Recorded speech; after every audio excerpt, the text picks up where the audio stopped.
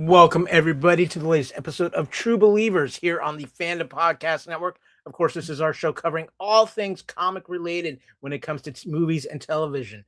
We got big things going on. Daredevil Born Again Season 2. And no. We don't have just one episode dropping this week. We have 2 episodes of Daredevil to discuss this week. It's going to be a big episode, which means I need a lot of help.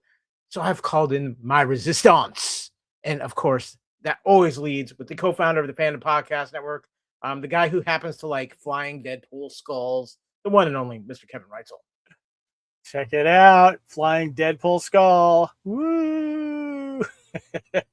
I'm a little worried, Kevin. Is that what happened to our other guest when he touched your Tesseract? That's exactly what happened. Yes, but also it was one of the toppers for the old Deadpool and Wolverine cups. So there you go.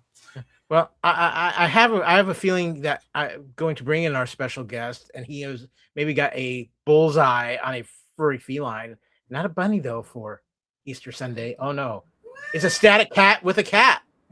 Hello. Cats. There's a cat on a cat. What's going on, guys? You know, it's funny. You showed your Deadpool head. I was gonna grab mine and have mine just sort of floating by as well. There you go. Unfortunately, Calypso said no. What happened to the little thingy on the top? I don't know. Is that on the inside? Yeah, it has a little top that spins on the popcorn bucket there that I got you. So, yeah. Yeah, it might be on the inside. Yeah. Yeah, it's on the inside. Well, at least you know that Deadpool has something in his skull. Yes. Good to have you, buddy. Great to be here again, guys. Looking forward to 2 and 3. Ready to. Yep. And of course, too, before we forget, happy Easter to all of you guys out there. We are recording this on Easter Sunday, and so we all hope you got some marvelous gifts. And if you're watching live, feel free to shoot us some questions and comments in the live chat. We'll share them on the show. Yep. And of course, we are here covering Daredevil Born Again Season 2. It is exciting times for the MCU on television. Daredevil is getting phenomenal ratings, and it's deservedly so. And just a warning, this is a spoiler reaction show. We are going to be talking about both episodes 2 and 3 of Daredevil. Should I have watched them then, Kyle? I was hoping you would have watched them for the podcast. I'm just saying, but I know sometimes you just go right to those recaps. So, but guys, That's just face palming me right now. It's great. Yeah. Guys, just so you know. All right, spoilers ahead from this point. We might be getting into all kinds of things here with episodes 2 and 3 of Daredevil Born Again. And again, this is the True Believers Podcast on the Fandom Podcast Network, where we strive to feed your ears with a lot of fun, different podcasts. Of course, this show was created to cover the Marvel, but we've expanded out. There's a lot of great stuff coming from DC and other superheroes. Covers all superheroes. Yeah, superheroes. Yeah. Super. Or if you don't like us. Well, if you don't like us, we'll just set Jason Momoa as Lobo on you. That'll be the end. He looks or they good. stay on the boys, soups. Dude, he looks good. There we go. And of course, the wonderfulness that is the Fandom Podcast Network. We hope you're enjoying everything we do around here. And if you scan that QR code on your screen, you're going to have a little fun. It's going to take you to the audio home of the Fandom Podcast Network, where you can find our entire library of audio podcasts. And you know what? There's 10 years worth of stuff there, guys. That's a lot of Kevin and Kyle. I'm just saying. There's a little cat thrown in there too. That might be too. Kevin, what is it? I'm sure your lovely wife would say it's never too much of a good thing. It's never too much what? Of a good thing. That's debatable. Yes. Okay, guys, let's get into our Daredevil coverage. And of course, this is the True Believers Podcast. And we do things a certain way around here because, you know, we started off with Marvel, and we're powered by a Tesseract that Kevin keeps over on the West Coast studio. Is it behaving? Yes, it is. It's in that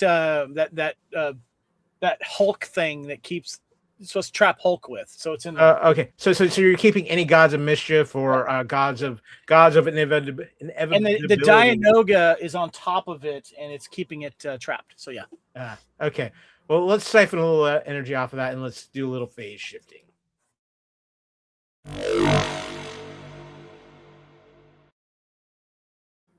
Okay, guys, we are talking Daredevil Born Again. There's a bad guy, Fisk. Raining Red. It seems. Is he bad or is he just misunderstood? I know he's Yes. bad. Well, we have 2 episodes of Daredevil this week for Born Again. So, Kevin, can you help me out? Would you mind reading us the plot synopsis for episode 2, Shoot the Moon? Yes. All right. Dex kills 2 AVTF officers, the Anti-Vigilance Task Force officers, at the hospital where Cherry is recovering, allowing Cherry's police friends to take him into hiding. Detective Angie Kim goes to Murdock and Paige's hideout at Josie's bar to let them know that Cherry is safe. Fisk asks the people of New York to search for Murdock, the hero lawyer who saved Fisk's life, making it difficult for Murdock to go out in public. Angela Del Toro and her aunt Soledad Ayla witness a bodega robbery gone wrong where AVTF officers target the teenage robber and the bodega owner who brandished a gun. Soledad intervenes and is arrested along with the bodega owner. Angela visits Murdock's law partner, Christine McDuffie, and retrieves her uncle Hector Aya's amulet of power. BB secretly runs an online smear campaign against Fisk, dressed as a caricature of him called Mayor Kingpin, and use footage that only Fisk staff could access.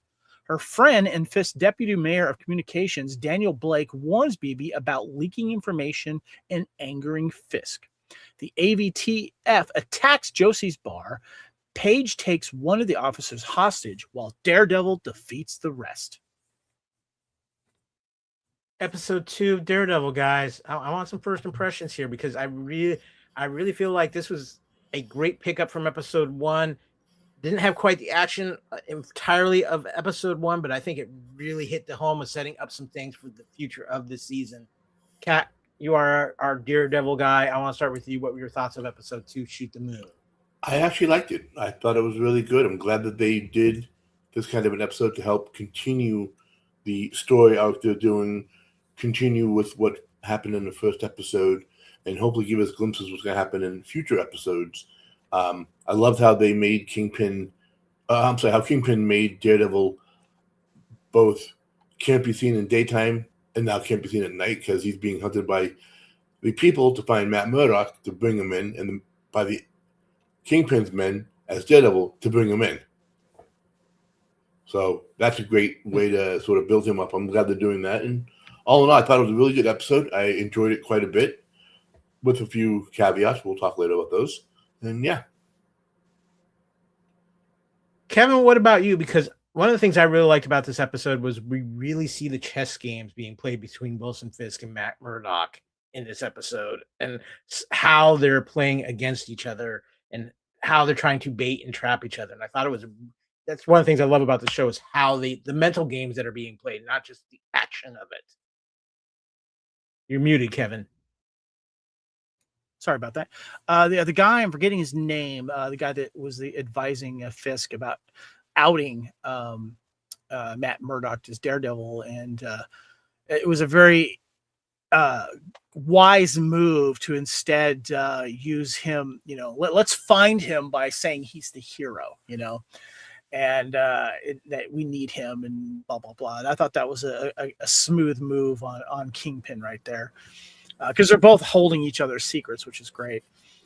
It was good to see. I was wondering if we were going to get Kingpin at all in this, and it was nice to. I love that showdown in the hospital with Cherry's friends, and the AVTF agents. And how they're just kind of like, the ATF agents are like, well, we can't really do shit right now, and then of course on the elevator down, of course they. Got killed by Bullseye, which I thought was kind of a cool move the way it was happening. But I was wondering why we got these two particular episodes dropped, and I'll elaborate on that a little bit later. But I guess this is a good kind of setup episode for what happens next, obviously. Yeah, I think that's a big reason why. Is I think episodes 2 and 3 actually tie into each other very well and are very importantly connected. For me with this episode, I talked about, I love the mental games that are going on. You hit the point to Fisk not outing Murdock, but I love the conversation he has with Pal, where Pal promises him he'll either rescue Matt Murdock or bring Daredevil's head in on a pike.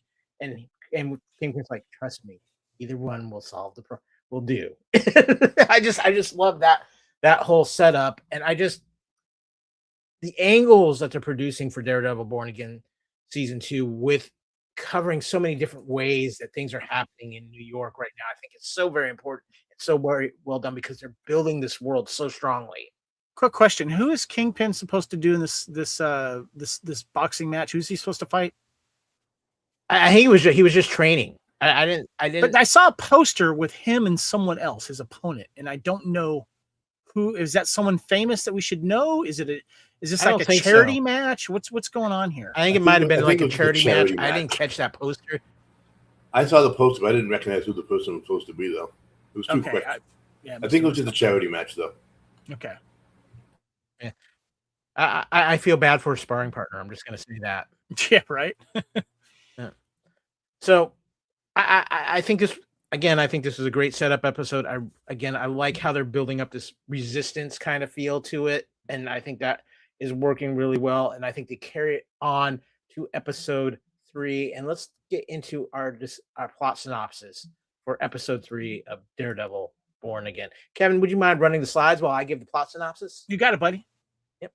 So the hostage that they take at the end of this second episode, Alan Saunders tells Daredevil and Paige that he wishes to help them and gives him his Red Hook security card. Paige leaks information about Red Hook being a free port to Marge McCaffrey, the governor of New York, who warns Fisk that she has the power to revoke the free port status and is considering doing so after the Northern Star incident. McDuffie is representing Duquesne and is blindfolded when taken to meet with him at Red Hook. During the trial, she argues that Fisk has no evidence of Duquesne being the swordsman, but the judge's hands are tied by Fisk's Safer Streets initiative, and they find Duquesne guilty. Daredevil visits McDuffie to gain information on her trip to Red Hook and uses the sound she hears to find his way inside. Daredevil frees Fisk's prisoners and fights off AVTF guards with Duquesne. Angela comes to save her aunt and helps Paige steal a transport vehicle. Duquesne drives with the other prisoners and Angela to safety while Daredevil and Paige escape on their own. Fisk has the AVTF blow up the Northern Star while a crew of salvagers are on it. Guys, I'm just going to say this right now. I think this episode just took this show up to another level. And I think they took it in ways I was not expecting this soon.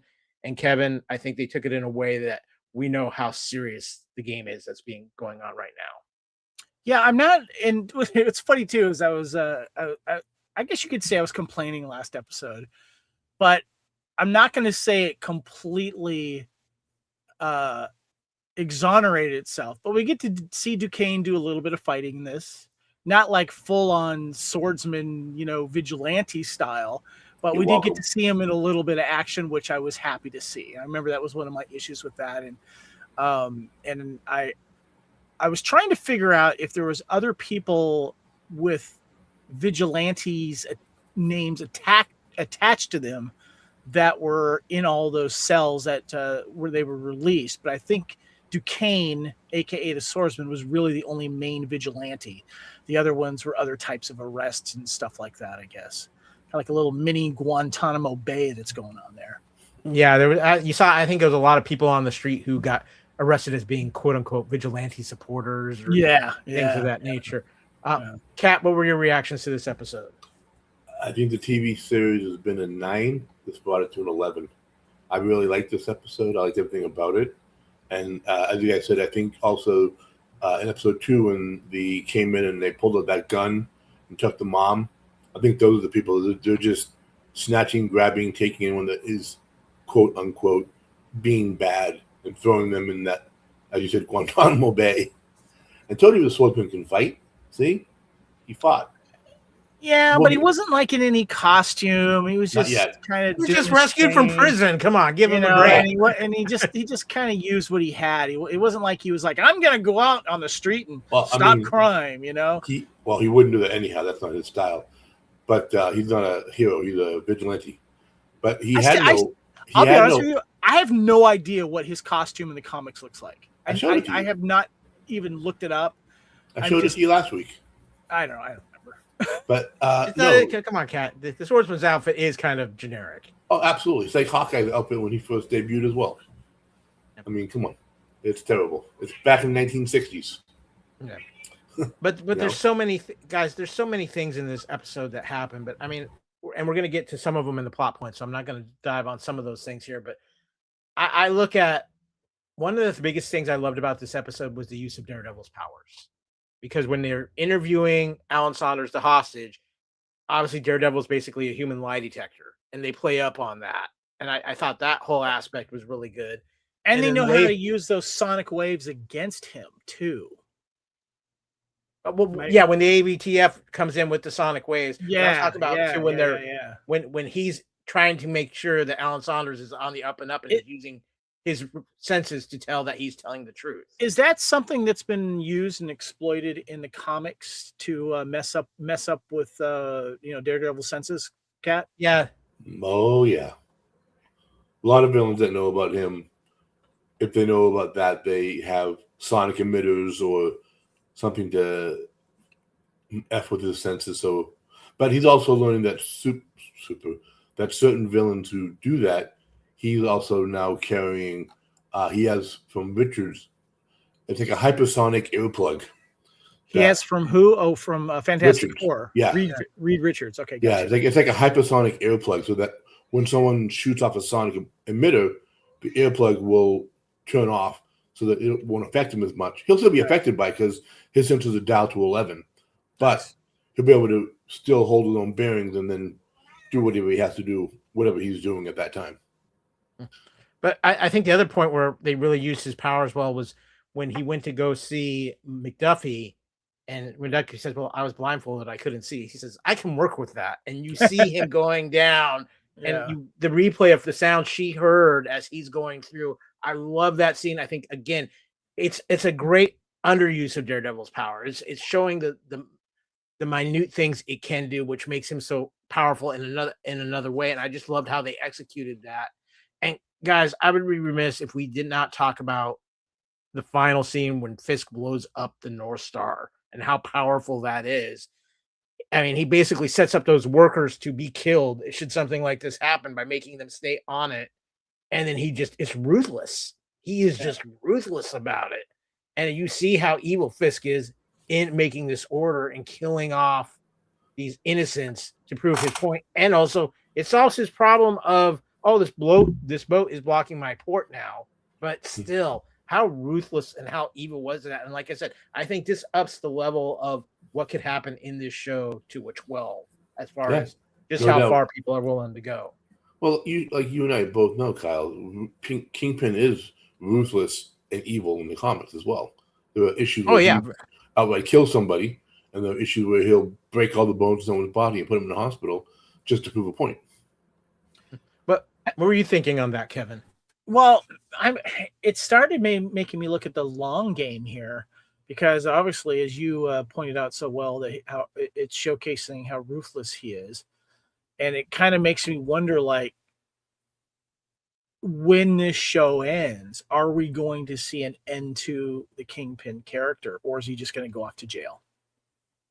I'll be shocked if they kill off the character, but we could see a few different options happen. They won't kill him. He's way too popular, way too powerful. They've tried that before. It never happened. Even Spider-Man punched a hole in him, literally a hole in him, and they didn't kill him off. Yeah. So he's not gonna be dying. Go to jail, absolutely. Will they use the Spider-Man story arc when he was in jail, but use it with Daredevil? That would be great. But we'll see. One of the other things I want to talk to you about with episode 3 here, and I know we're going a little longer on this, but I think there's a lot happened in this episode. It's how we see the AVTF and also the legal system in action in Fisk's New York. And it's dirty. I mean, these guys are basically milita, and they seem like they have free reign.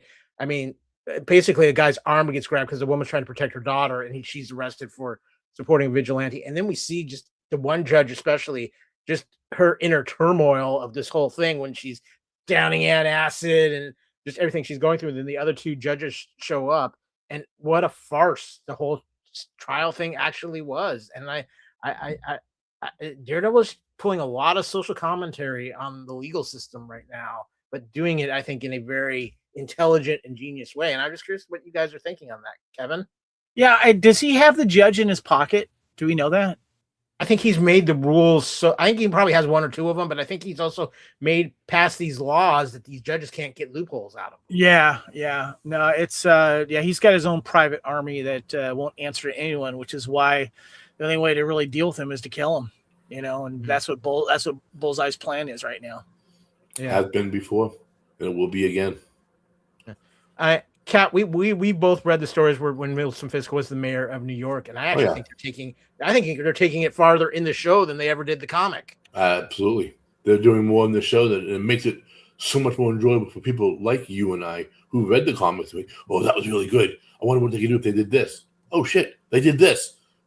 So you guys are liking the expansion story of him? Okay, cool. That's good to hear. Cool. And then people like Kevin who have not read the comics, it's just like, I like this. This is cool. But without having any past knowledge of Wilson Fisk and, back in the 70s and 80s and what he did, and early 90s for that matter as well. Yeah.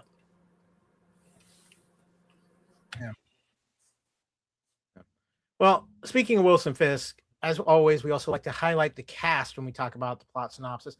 So I want to give you guys each a chance to maybe highlight one or two of the members of the cast who stood out in these two episodes. Kat, for you, who were the standouts in this week's two episodes?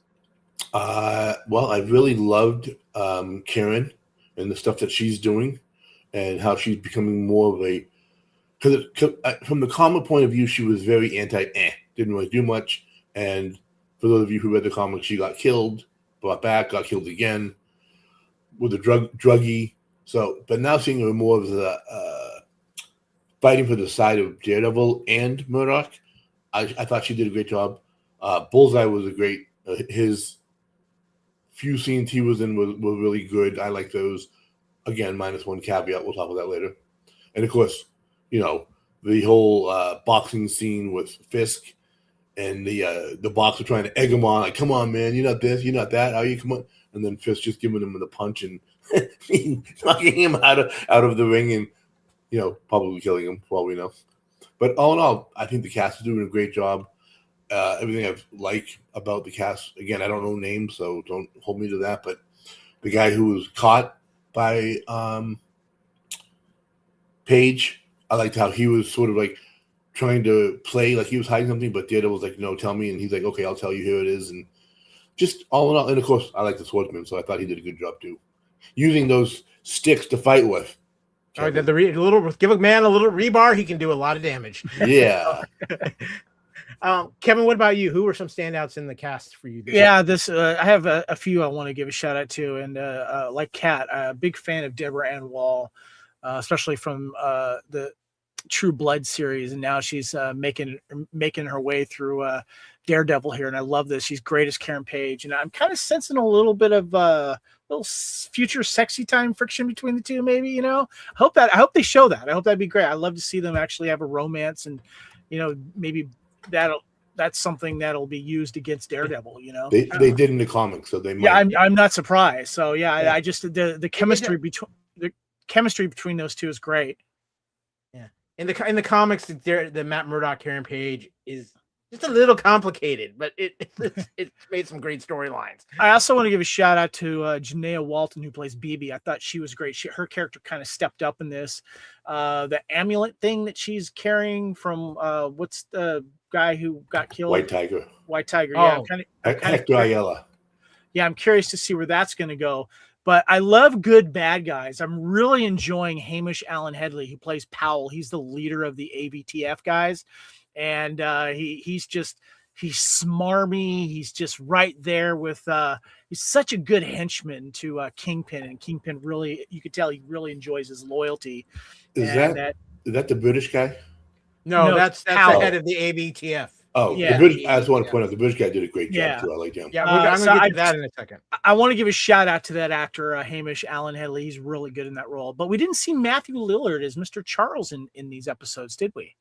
No, we did not, but I think he's going to be making an appearance again very soon. Anyway, those are my shout outs. So I have a couple. My first one actually goes out to Nikki M. James, who plays Kristen McDuffie, the Matt Murdock's former partner. I thought she was great, and especially episode 3 when she's going through the trial and just seeing her struggles with all of this, and also how she kind of bounced off to the Heather Glenn character in this episode when they ran across each other. But to me, one of the guys who was absolutely outstanding in these 2 episodes, especially, is Artie Fortune, who plays Buck Cashman, who is the British assistant to Kingpin. He was ruthless, but he's playing the angles. And I'm going to just say it right now. One of the best scenes this week was the scene between him and Michael Gandolfini. Wait. Was he the one that wanted to out Daredevil? Yeah, he's the one who wanted to out Daredevil. Gotcha. But he had that scene with Michael Gandolfini, where Gandolfini's talking about ready to go to the governor's dinner. And Gandolfini's like, well, I'm going to talk up the assistant governor. That's the person who's going to know all that. And he's like, how are you going to get all this out of him? And Gandolfini gets all this information about this Buck character that he's found out. And then he's like, I just got you to eat meat and you're a vegetarian because you got to take a bite of the hot dog. And I just thought that was a great scene, but you can see where this character of Buck is starting to maybe make some of his own moves as well. And I think that's very interesting and something to play out with the flip side of this season of Daredevils. Everybody, you're starting to see in the Kingpin's office, everybody making their little plays for power. Yeah. So it's very interesting. But guys, that is going to wrap up. Kyle. Yeah. I know we know who the Rose is from the comics, but I wonder if this guy could turn into the Rose. That's a possibility. That'll be interesting to see how that plays out. I wouldn't be surprised. Yeah. But guys, we're going to move on here. It's time to interact phase 2 of this show.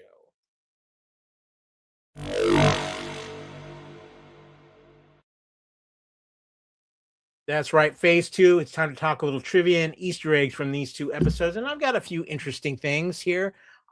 First up, Place de la Nation. Preparing to be the first to face Fisk's vigilante trials, Swordsman makes an interesting historical reference to the Place de la Nation in France. This is the real-life location was known for having the most public executions during the French Revolution, a fitting comparison considering Mayor Fisk's goals with these sham trials, which have very little to do with actual justice. I've been there. I really think they did play that off pretty well in the courtroom, Kevin. What did you think? Yeah, definitely. That the whole courtroom scene was a sham anyway. But yeah, the mention in Paris there, I've actually been there. Yeah, that's pretty cool. That's very cool. Kevin, you want to help me out with the next piece of trivia? Yes. Clinton Church, one of the most meaningful returning locations from the Netflix era, is Clinton Church. Visited by Ben Poindexter, a.k.a. Bullseye, at the beginning of Daredevil Born Again Season 2, Episode 2, Clinton Church was where Bullseye killed Father Lantom in Netflix's Daredevil Season 3. It's the same church where Matt Murdock was raised after his father's death, playing a key role in all 3 seasons of the original Netflix series. Again, just a phenomenal job of continuing the world from the Netflix series into this, and I think they've done it so very well. It's so impressive. But guys, up next, one more piece of trivia here. The Punisher's hideout. After the AVTF raid on Josie's, Matt and Karen relocate to a very familiar place at the end of Daredevil Born Again Season 2, Episode 2, the Punisher's safe house that was first introduced in Born Again Season 1. However, Frank Castle himself is nowhere to be found, and it's implied he hasn't returned since he escaped from the AVTF in Daredevil Born Again Seasons 1 post-credit scene. I mean, this is natural progression. If Karen knows about this place, it's probably secured, massively locked down, and who knows where.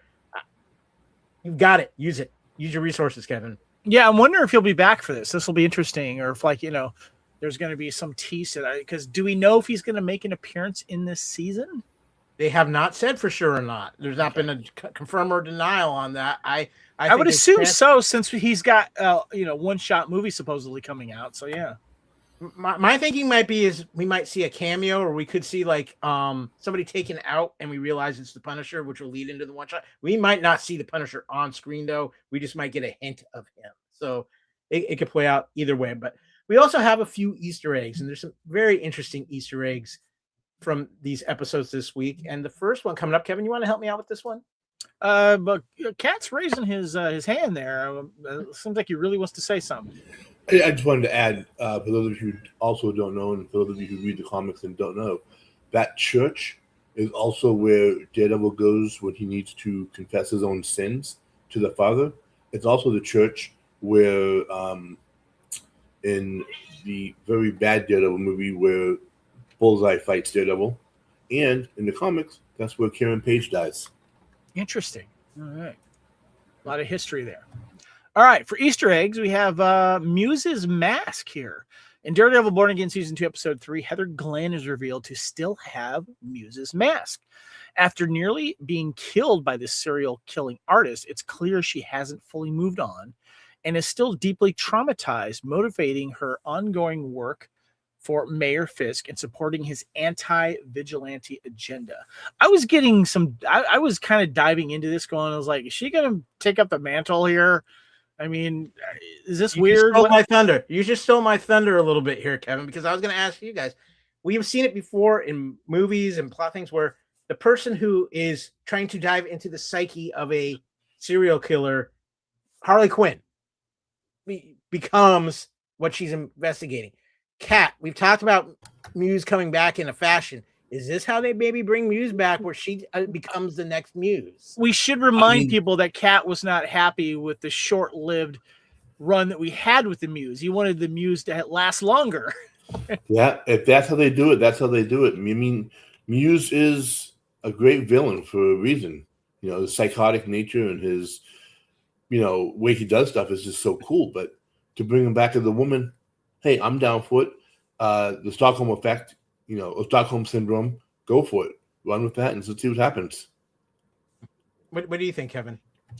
I don't know. The way they set up the Muse previously with the character that he was, I just can't see that being replicated by anybody that would be just as feared of, and plus he was a really good artist. He was a really good artist, I mean, you really got to know your stuff. You got to do your blood and all that kind of stuff. Blood is a hard medium to work in. I'm just saying. The Muse, like, where's your painting? Where's your murals? Where's your blood in the paint? I mean, you got to do a lot more to the character than just put on the mask. Come on. Yeah. Well, with the next piece of trivia, Kevin, actually, I want you to help me out with this one too, because anything that might be related to a certain Mr. Reeves, I think, feels like it should be right up your alley. All right, red pill or blue pill Matrix. During one of BB's City Without Fear streams, we get a classic red pill, blue pill analogy from the 1999's The Matrix to describe the current state of New York. Accept Mayor Fisk's false narratives or wake up to the harsher, real truth. And the Matrix is never, we live in the Matrix. It's never going away. We're always going to have this reference from the rest of our lives. I'm just saying. But the reason why I wanted you to take that one, because I really want to take the last one, Kevin, because I love this little trivia. The Friendly Neighborhood Task Force. They talk about this as being the ATVTF being your Friendly Neighborhood Task Force, which is a spoof, of course, on your friendly neighborhood Spider-Man. And anytime Marvel can find a way to link Spider-Man and the Kingpin, because truthfully, as the Kingpin might be the most heavy for Daredevil as a villain, he's right there for Spider-Man too. And there's some issues as far as getting Spider-Man on the small screen and getting Kingpin on the big screen right now, which is a whole other story. But anytime they can tie those two together, I absolutely love it. And I think it's great that they do that, and just a nice little Easter egg shout out. Just a lot of fun, and shows that they're still having some fun with this Daredevil series too. So, but guys, that's going to wrap up our little trivia and Easter eggs. Let's phase into the phase 3.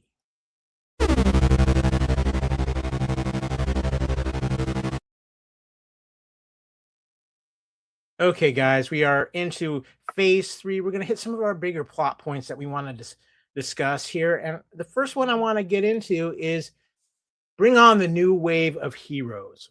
And we see a few new vigilantes, heroes, and some in the traditional sense and some in the not so traditional sense, really start showing up in these 2 episodes. And of course, right out of the gate, Angela Del Toro, the new White Tiger, of course, the daughter of the original White Tiger.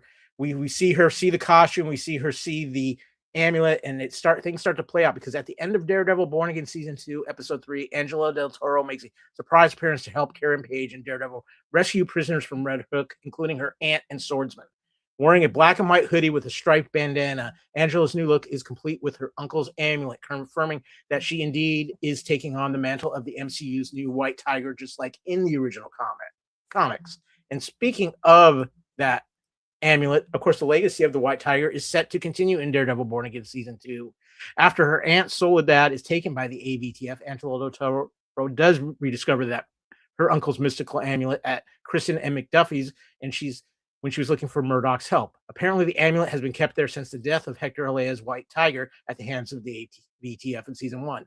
This is a mystical amulet granting enhanced abilities. It's pretty exciting to see its return in season 2, especially now that Angela is using it. Cat, where it's playing out just like in the comics. What does it do? It doesn't do anything yet. It enhances strength, speed, vision, hearing, gives you essentially the powers of a panther, essentially, or a tiger. Sorry, tiger. Increased resistance, healing, all while wearing it. The downside aspect of the amulet is that the amulet. Where was it when he got shot in the head? When he was, I mean, shouldn't that have been some enhanced spider senses or something? Well, it's not like spider sense. I know that, but shouldn't it have enhanced that? Yeah, unfortunately, no, and it didn't work out too well for him. But it doesn't do that anyhow. It doesn't give you a forewarned knowledge. It just gives you enhanced abilities as if you were a tiger. Tigers don't have an enhanced ability to be shot in the head. Just saying. Yeah. The other aspect of the amulet, and it's a downside of it that they played up in the comics, they haven't played it up here yet because they really haven't used it that much. The longer the user wears the amulet, they start to lose control of themselves. Yeah. They become more violent. Violent. Yeah, but we haven't seen any evidence that BB is taking on any type of this yet. Well, BB, it isn't BB who has it. It's Angela Del Toro. Angela who has it. Sorry, Angela. We haven't seen any. Well, she hasn't really worn it yet. She's only worn it once now. So we're talking long term, months, years, not. I thought BB was wearing it when she had the hoodie. No, that was Angela who had the hoodie. Okay, I'm getting these two people confused. They look similar, so I can understand where you're getting that. But you see a few moments of it too, because if you look at the end of the episode 3, she slashed that tire with 3 streaks, like it was a tiger claw. Obviously, it was her knife, but that's a pretty thick tire for a young girl like that to be puncturing with a knife. That's true. Yeah. So you're starting to see some of that happen, but there are other heroes starting to show up too. And you mentioned BB Urich, and in her own way, she's being a hero because it's a city without fear. A new underground resistance voice emerges with a hashtag at City Without Fear. While appearing to be a rival to the BB report, it's eventually revealed that the person underneath the Fisk mask is BB Urich herself. Additionally, the name is a direct nod to Daredevil's comic moniker as the Man Without Fear. BB doesn't have powers, and she's putting herself at big time rest to be a hero to put out these reports, Kevin. Yeah, was it upside down in the show? Why is it upside down? Yeah, it was upside down in this particular thing in the show. Okay, so BB, I'm confused. BB was not the one down helping rescue people with the truck and then slash the tires? No, that was Angela. No, that was Angela Del Toro. I'm confused. Okay. Well, I like that we finally got the reveal of who is doing this. Obviously, the funny Kingpin look and calling him Kingpin. Has anyone called him Kingpin at all? And I think back in the original Netflix series, he was. Maybe, but this series, the Born Again, has anyone referred to him as a Kingpin? I don't think so. No. Okay. No, all right. Not yet. But I'm curious, Kat. I think in her own way, what she's doing and how she's putting her neck out, it makes her a different type of hero in this series because they have played up on the use of social media in this series and controlling the media. So I think it makes her a hero in her own right with what she's doing here. It's funny. I didn't think it was her when they first showed it. I thought it was the Kingpin's vice mayor dude. I thought it was him because they show him in that one scene where he's deleting the video. Well, it's kind of him because he's an idiot. Well, yeah, but I thought it would be him in the mask. I didn't think it was. So that was a nice little switch. Yeah. So we are seeing new heroes step up, but we're also seeing a very big wild card into the mix who he may not be a hero, but he's right now at least on the side of the resistance because he's got a grudge. And that's this guy right here, Bullseye. We see him in this suit that they produced for the show. Right now, I think it's a transition suit for where he's going to become. We see him taking out AVTF agents, being a major thorn in the Kingpin's side, and causing some other problems, which I'll get to in a little bit. But Kat, you've been dying since we started the show to talk about this. I know you have beef with said Bullseye suit that we're getting right now. Before you talk there, Kat, I sent you a text.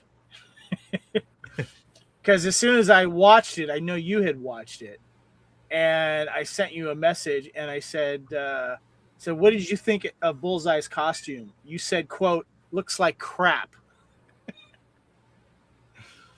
What the fuck is that? Pardon my German. That is such a piece of shit. So disgusting. So, oh my God. I literally wanted to puke when I saw that pile of garbage. They could have done the simplest thing. Put on a black spandex outfit and give me a bullseye in the forehead, and I'd be happy. Put on a leather jacket, put a bullseye in the chest, I'd be happy. That is... I said that it looked like Beachhead from G.I. Joe, and you can barely see the bullseye symbol on the top of his cowl or whatever you want to call it. Whatever. It doesn't that shit stand needs to out be very dropped well. into the trash and burnt.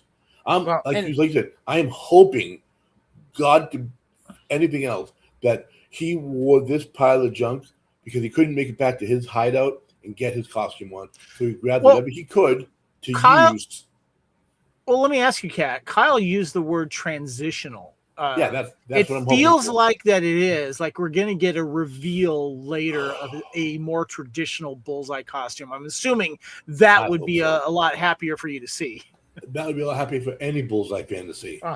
Okay, so here's the thing. If you're watching on YouTube, we have the three pictures up. One is a photo that was never used in the show, but it was taken as a promotional with the actor who plays Bullseye without the mask on. You see the image from the show in the elevator, and then you see the classic comic book Bullseye look, which is one of the greatest villain looks of all time.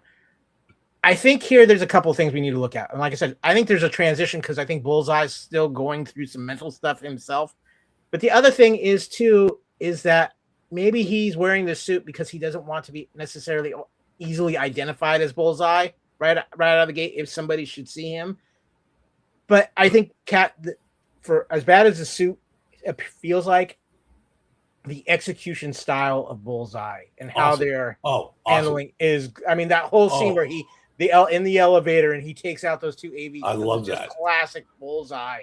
Yeah, and you don't even see it in the top moves, and he's just like, what? And they're like, boom, top of the head, boom, top of the head. For the record, me not being the comic book guy, I had an idea of what Bullseye was supposed to look like. Of course, I've seen the Ben Affleck Daredevil, so they have a version. Sorry. But I was just like, oh, that's him? I was a little disappointed too, to be honest with you. But his actions were great. Yes. And I love the fact that he walks away from the elevator and the elevator's trying to close and they're still dead. Yeah. Oh, here's a fun little Bullseye fact for you, Kevin. There was a point where Bullseye was an Avenger, but he wasn't just any Avenger. There was a point in the comic books where the character of Norman Osborn, this classic Spider-Man villain, took control as Secretary of Defense of the United States government, and he formed his own Avengers using supervillains in some of the classic Avengers role, and he used Bullseye in the Hawkeye role, and he was wearing a Hawkeye costume in the comics. I thought that was Taskmaster. No, it was Bullseye as Hawkeye. Was it? Yeah. How do you feel about that, Kat? I know how Hawkeye's a big fan. You're a big fan. He's my favorite. He's my favorite. Oh, I knew this. He's my favorite Avenger. That's the whole Thunderbolts thing. Yeah. But what was Hawkeye? Then what was Taskmaster? Because he was there too. I think he was actually training them. He might have been the version of for a while. I think he took over the U.S. as Hawkeye for one or two of the missions in the Yeah, comics. but Bullseye eventually took it over completely. That might be what happened. Okay, because I'm remembering Taskmaster doing that. And I thought he was their trainer. I thought he was that is true too. He was and is the trainer of most of those guys for their fighting styles and whatnot, because obviously most of them can't fight as the Avengers, and Taskmaster can fight as all of them. Yeah. But I do remember Taskmaster dressing up as Hawkeye for something in like one or two of the early issues, and then something might have happened. He gave it up, and Bullseye took over because he's the only other person probably in the world that can do what Hawkeye does with a little bit of push from Taskmaster. Yeah.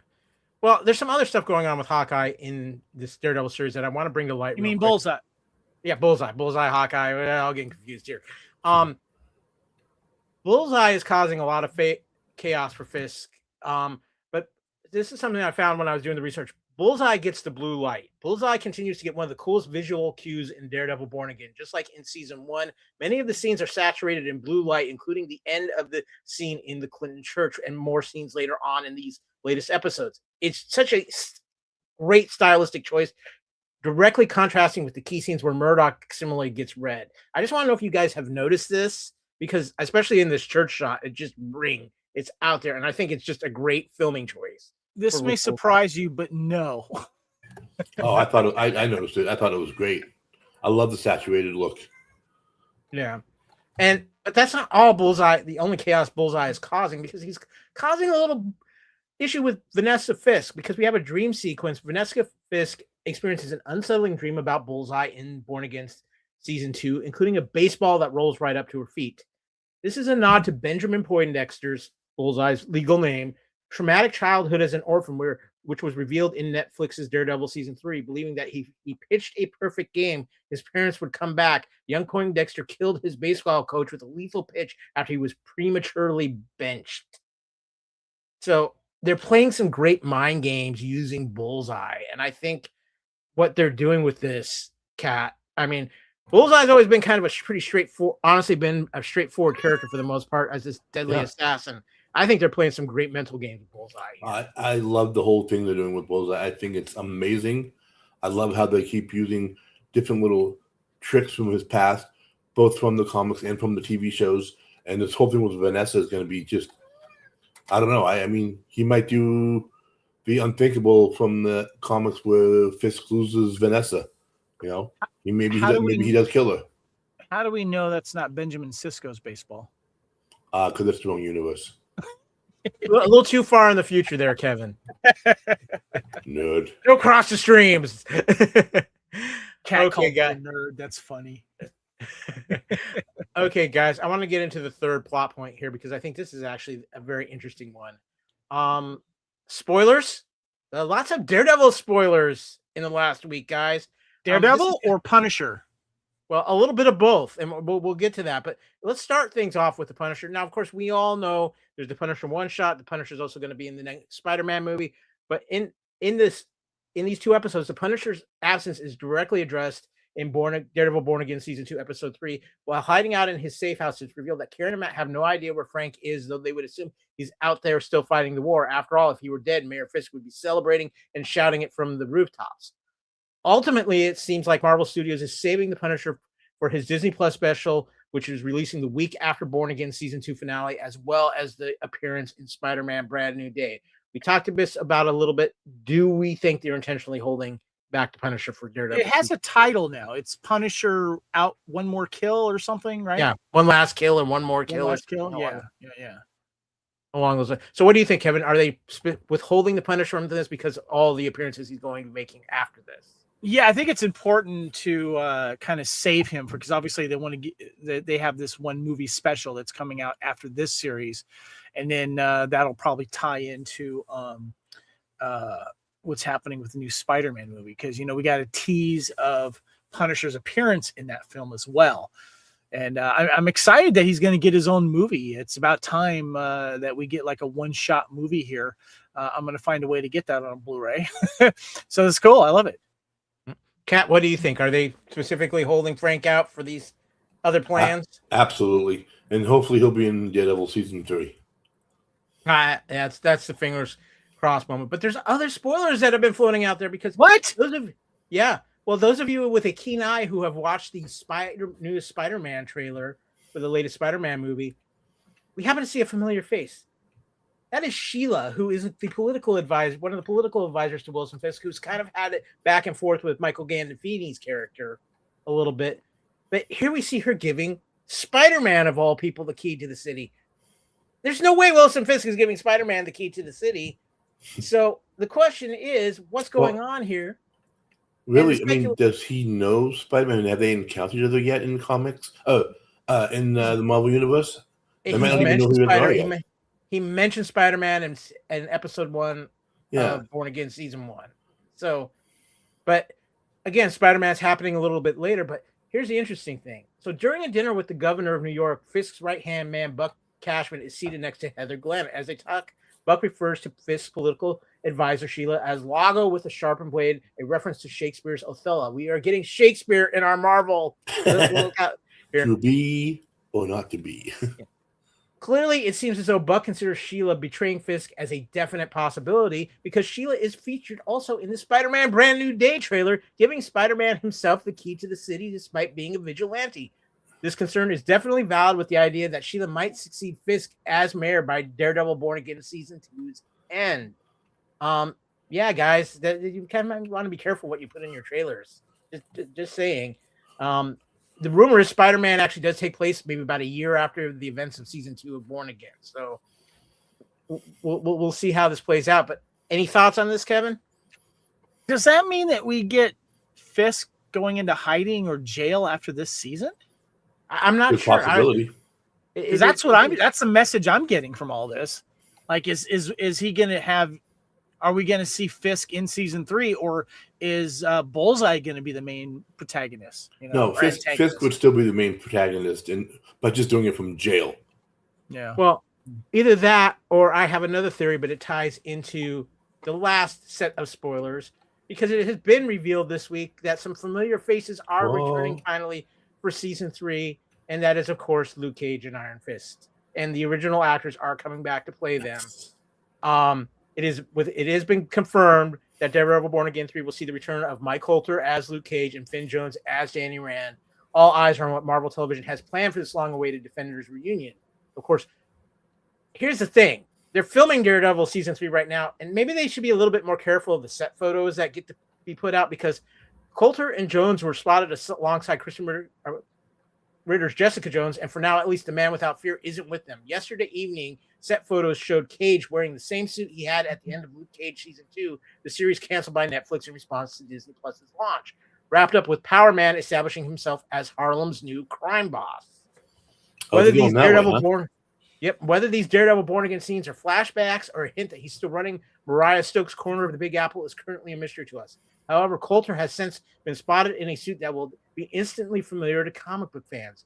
As you can see, Cage is wearing the same getup he predominantly appeared in during his run as New York City mayor in the comics. Other set photos and the Spider-Man Brand New Day trailer have confirmed that Sheila Rivera takes over from Fisk, but could Luke be out to beat her in a future election? There's a lot going on here. We're getting a confirmation of the Defenders. We're seeing Luke Cage. Mike Coulter was on the Inside of You podcast hosted by Michael Rosenbaum. And while he was at that was about a month ago now. And while he wasn't saying anything, all he hinted at was, yeah, I might have had a few talks with Marvel. Well, I think he's had more than a few talks with Marvel. So we are officially getting the Defenders back in season 3. This is going to be very interesting.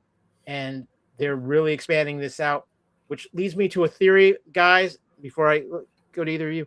I think season 2 of Daredevil Born Again ends with Fisk getting out of power, not necessarily in jail, but back into the Kingpin power structure, and the war is on in the underworld, and then we're going to get like a crime war battle going on, which is what is going to pull Luke Cage and Iron Fist into this, seeing a reunion of the Defenders. But that's just my theory. Kevin, you look like you have some thoughts on this. So you were supposed to get Jessica Jones appearing in this season of Daredevil Born Again, which which has been confirmed. There's a video shooting around with Kristen Ritter having the Jessica Jones jacket. And she talks about how she acquired the original one and blah, blah, blah.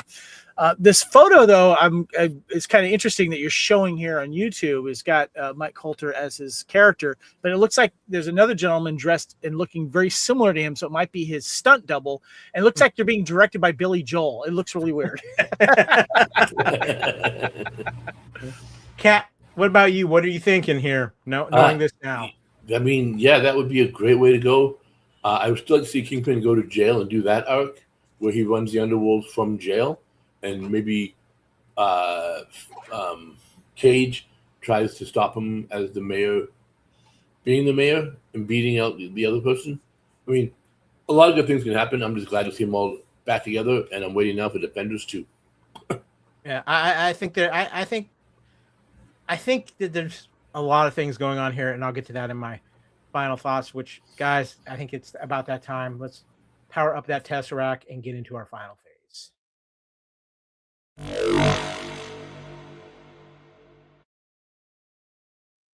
Everybody watching on YouTube Live, we want to thank you for joining us as we cover Daredevil Born Again Season 2. 2 episodes this week. Episode 2, Shoot the Moon, and Episode 3, The Scales and the Sword. For the rest of the way, it will be 1 episode a week, and we will be covering it all over the place here on the True Believers Podcast with all of our spoiler reaction shows. Of course, this is the True Believers Podcast on the Fandom Podcast Network. But, guys, I want to get into our final thoughts about these 2 very intense and I think very revealing episodes of Daredevil Season 2 Born Again right out of the gate. Kevin, I'm going to let you kick things off. Give me your final thoughts. I'm still on the fence of whether or not these should have been aired back to back or on the same night. I don't know why they put these 2 together, because I was hoping to kind of see a bigger. I don't know. Am I alone in that? Thinking like these could have been week to week. These 2 episodes, they could have been separated by a week. Normally, when you do 2 episodes back to back, you're either doing like with the Mall TV show is where you're getting 2 episodes each week, or you get the first 2 episodes,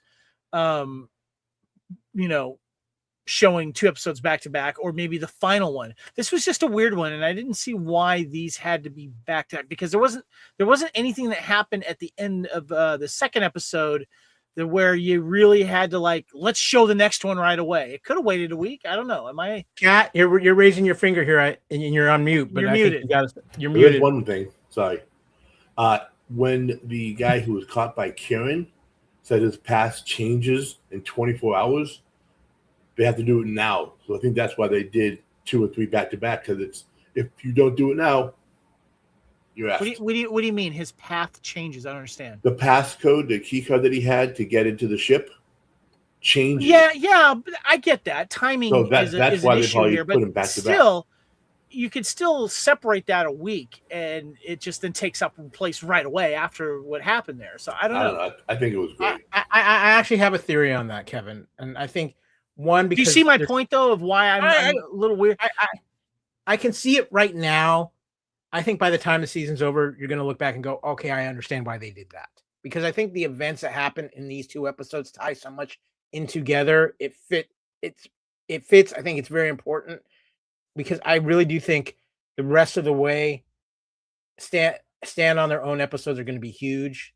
It should have just been an extended episode. Making it into 2 just sounds weird, and to have it being 2 and 3. Well, and I was hoping, if we were going to get 2 and 3, Jessica Jones should have made an appearance at the end of 3.